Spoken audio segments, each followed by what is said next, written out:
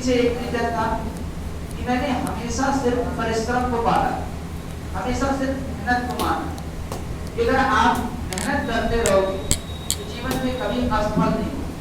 लेकिन ऐसा नहीं कि मेहनत में कहीं से खोज के लाता, मेहनत के लिए आपको एक कोई छोटी सी बात जो दिल में लग जाए उसके लिए।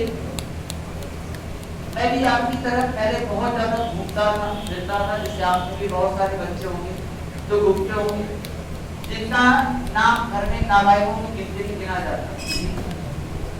मेरे ग्रुप में 4-5 लोग थे जिसमें सबसे नाबालिग बंदा नहीं था, सबसे नाबालिग, लेकिन इस समय सबसे बेस्ट पोजीशन पे नहीं। उसका रीजन है कि वो लोग अच्छे थे, उन लोग का मेरे से परसेंटेज हाई स्कूल इंटर में बहुत अच्छा रहा है, बीएससी में बहुत अच्छा रहा है, बट मेरा उतना अच्छा नहीं रहा है। हमेशा से गाड़ी लेके घूमना, इधर जाना उधर जाना, क्योंकि मम्मी क्या तो उतना रहा नहीं, घर पे रहा, नाना क्या रहा तो नाना क्या तो जानते ही कितना प्यार दुलार से रखा जाता है। नाना क्या में लड़का गाँव में निकल जाता फ्लोडी हो, ठीक है, और बड़ा बदमाश टाइप हो, तो मैं उसी टाइप का था। नाना क्या मतलब कोई रोक टोक नहीं था, नानी से पैसा वैसा मिल जाता था, इधर उधर गाड़ी घूमता फिरता रहा।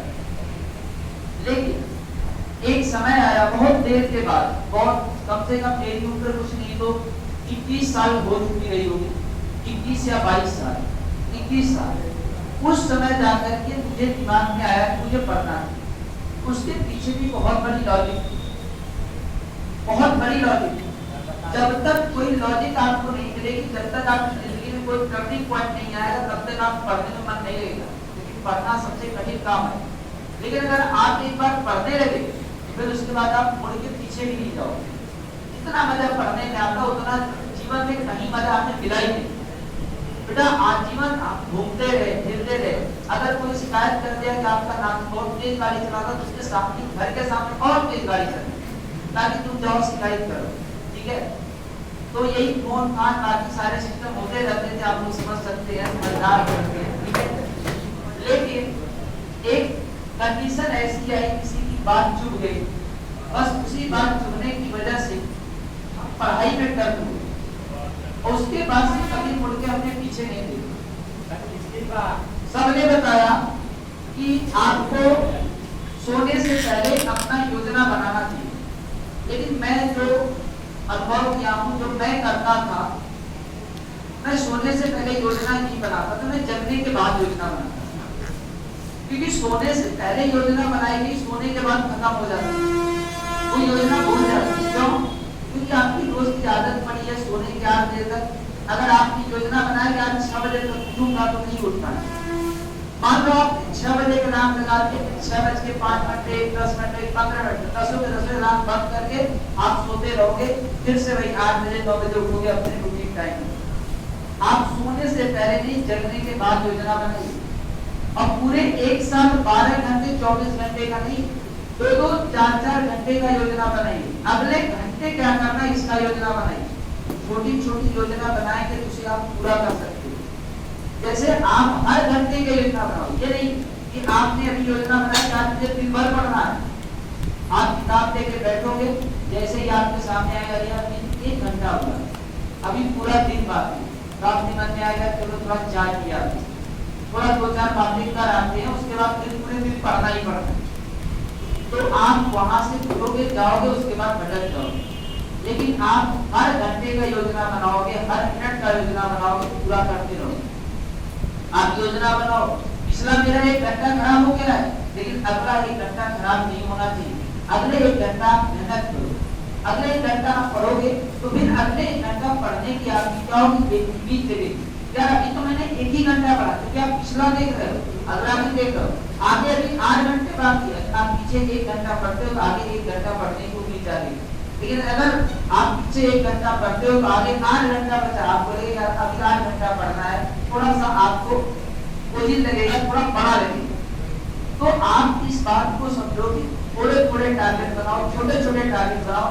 ये नहीं कि आप एक पूरा किताब रख दो, भाई आज की किताब पढ़नी है, उस किताब के 1 पन्ने 2 पन्ने पढ़ने हैं, उन्हें तैयार करना है। दूसरी बात, यहाँ आप लोग आते हो तो कोई ये नहीं कहता कि आप पढ़ने जा रहे हो, कोई कहता है लड़का तैयारी करने जा रहा है। पढ़ने और तैयारी करने में बहुत बड़ा फर्क है। रामायण की किताब कितनी मोटी होती है, 24 घंटे में पढ़ के खत्म कर दी जाती है। लेकिन अगर एक भी लाइन किसी भी व्यक्ति से पूछा जाए जो पहली बार उसको पढ़ रहा है, जो उसमें इंटरेस्ट लेता है, उसकी बात अलग है, उसको एक भी लाइन अगर पूछ देंगे तो रामायण की एक लाइन भी नहीं बता पाएगा 24 घंटे के बाद, क्योंकि उसने रामायण को पढ़ा है, तैयार नहीं किया। तो आपको पढ़ना नहीं, तैयारी करना है। आप अगर एक पेज पढ़ते हो, 2 पेज पढ़ते हो, उसमें तैयार कितना हुआ, ये चीज आपको ध्यान देना है। अगर आप एक दिन में एक पेज तैयार करते हो, पढ़ते तो पढ़ने को आप पूरी किताब पढ़ जाओ 4 दिन में 10 दिन, इतनी पतली किताबें होती हैं, लेकिन उसी को तैयार करने में आपको सालों साल लगा देगा। तो आप कितना तैयार करते हो उस बात को ध्यान दें। और कभी भी एक पेज पढ़ते हो, अगला पेज पढ़ने से पहले सिर्फ एक बार इसको बस केवल सरसरी निगाह से देखना है। ये नहीं कि आप उसको फिर से वैसे ही पढ़ो, एक सरसरी निगाह से देखो, अंडरलाइन की हुई चीजों को थोड़ा ध्यान दो, अपने आप को चीजें बार बार रिकॉर्ड रहेंगी। या फिर आप कितने अच्छे आईक्यू वाले हो, एक बार आप कोई चीज पढ़ते हो तो 4-6 महीने तक याद रहती, ऐसा तो होगा। हम सब लोग मिडिल आईक्यू वाले हैं, जब तक हम लोग बार बार चीजों को नहीं पढ़ते हमें याद नहीं होगी। तो आप लोग एक छोटे छोटे टारगेट बनाइए, उसे पूरा करने में आसानी होगी। और जैसे किसी का सर दर्द करता है तो कहता है यार आज नहीं कर पड़े, ऐसा नहीं करना। अपने जीवन की बात बता दूं तो पढ़ने से बचाओ सिर्फ किसी पढ़ाई के चक्कर में।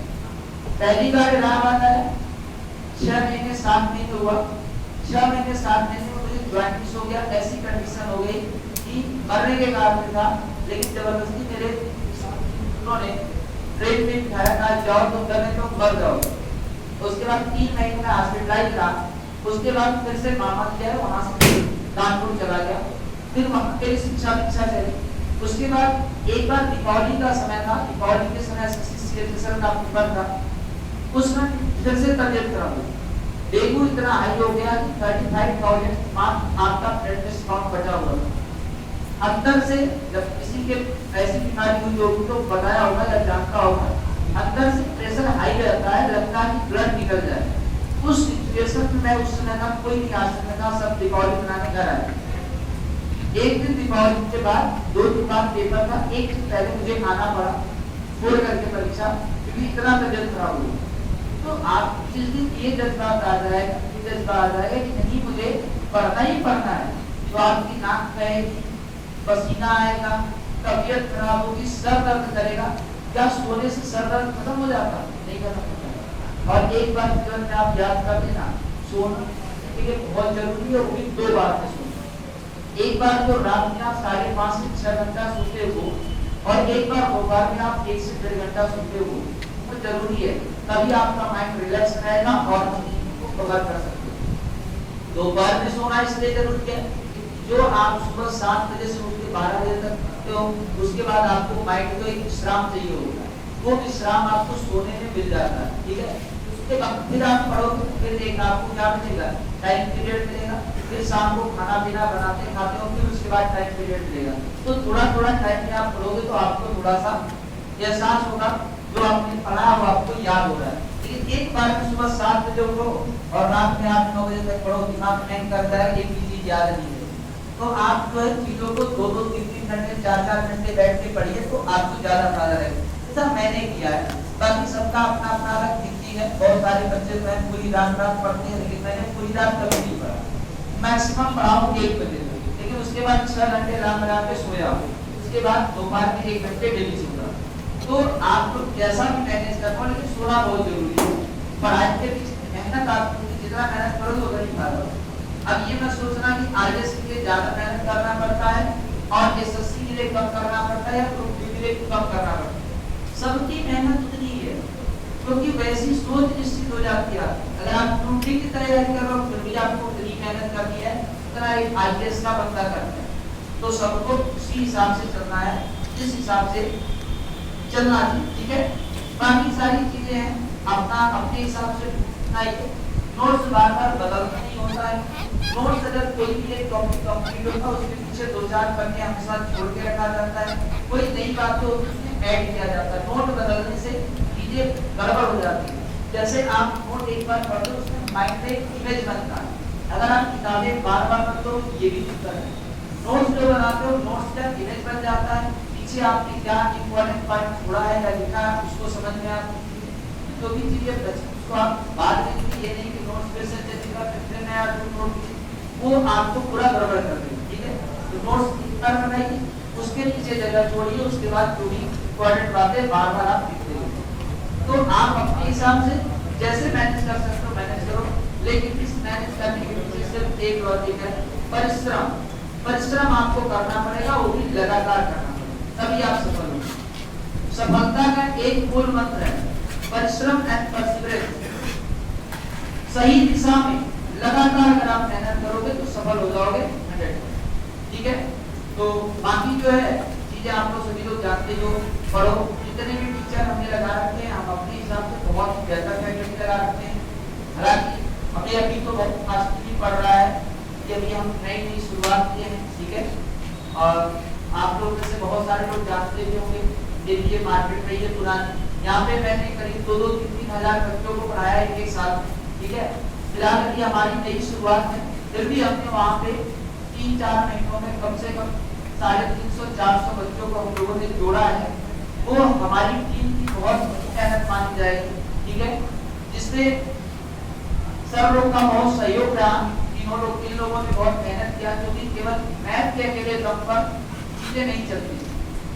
जब सारी चीजें एक साथ होती है तो उसका फल ज्यादा लगता है, तो सब लोग एक साथ मेहनत करेंगे तो अच्छा रहेगा।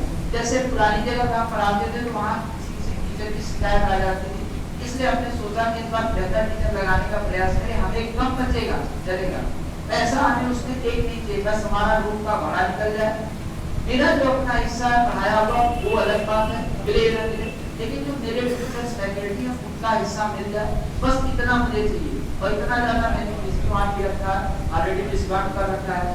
इसी क्रम यहाँ बहुत सारे लड़कों की डिमांड डाली थी गुरुजी यहाँ पे कोचिंग मुझे हम लोग को आने जाने में वहाँ दिक्कत होती है, हमें आप ही से पढ़ना है, इसलिए हमने यहाँ पे भी एक ब्रांच अपनी ओपन की है। ठीक है, जो आज आपके सामने है। तो यहाँ हमने दोपहर के बाद का शेड्यूल ले रखा है, इससे पहले एक सर है यहाँ पढ़ाते हैं, आईएएस की कोचिंग की प्रॉपर है। तो दोपहर के बाद अपनी बैच एसएससी की 7 तारीख से हम लोगों ने लॉन्च किया है, 4 से लेकर के 8 तक, और एक पुलिस की बैच आएगी 12 से लेकर 4। उसकी हमने बहुत मिनिमम कॉस्ट में फीस रखा है। जो दोपहर वाले बच्चे पुलिस में उनकी मात्र फीस 3500 प्लस 200 रुपये, वैसे फीस 56 रुपये वहाँ है, लेकिन दोपहर के नाते दोपहर में कोई बच्चा आना नहीं चाहता, लेकिन उन बच्चों के लिए फायदा हो जो बच्चा कहीं कोचिंग नहीं कर पाता है, उसमें भी कोई कसम नहीं कर 3500 नहीं जाते। हर बार कहा है अगर कोई जेन्युइन प्रॉब्लम वाला लड़का है जिसको फीस लेने में प्रॉब्लम हो रही है वो कहीं ना जाए, आपका नाम हो, रिश्तेदार हो, दोस्त हो, यार हो, रोड पे मिल जाए, वो आपसे कहते हुए मेरे पास पैसे न होने के कारण मैं पढ़ नहीं पा रहा हूँ, आके आप मुझसे मिलिए। हमारे स्टाफ में जो लोग मैनेज करते हैं उनसे मिलिए, वो लोग जरूर उनका सपोर्ट करेंगे, और बहुत सारे बच्चों का हमने सपोर्ट भी किया है। तो आप लोग ये मत सोचिएगा कि किसकी जमीन प्रॉब्लम है उसको देखना नहीं जाएगा। इसमें जैसे बहुत सारी बात भेदभाव भी आपको जैसे लगता है कि आपको करने आपने कितने में कर दिया, बेटा वो वैसे ही जेन्युइन कुछ लड़के होते हैं जिनका हम जानबूझ के कम करते हैं ताकि उनको भी आराम से उसकी सुविधा का लाभ मिल सके। वो कहीं अन्य कोचिंगों में जहाँ पे सही पढ़ाई नहीं हो पा रही है इस पैसे की वजह से फंस न जाए। ठीक है, तो आप इसके चक्कर में मत रखिएगा कि आपको पैसा ज्यादा लगता है या पैसा कम लगता है। बाकी एसएससी की फीस भी यहाँ पे बहुत हमने कम रखी है, वहाँ पे हमारी फीस 8000 रुपए है, लेकिन यहाँ पे 55 रुपए फीस रखा है। ठीक है, तो आपके जानने पहचानने वाले जो भी व्यक्ति उनको आप लोग भेजिए, मैं आपको भरोसा करता हूँ, और आप लोगों में से बहुत सारे लोग जानते भी हैं। ठीक है कि आपको मैं मेहनत से पढ़ाता हूँ, कभी धोखा नहीं देता हूँ, कभी जो है आप क्लास में मुझे बहुत ज्यादा बात करते हुए नहीं सुनते, क्योंकि मुझे पता है लड़का अगर 1 घंटे उसमें है तो 10 मिनट टीचर लेट करके आता, उसका रीजन है क्योंकि आपको 2-3 घंटे से पढ़ के कम हुए होते तो 4-10 मिनट रिलैक्स चाहिए होता है। तो इसलिए 50 मिनट की क्लास में अगर मैं बात करूंगा,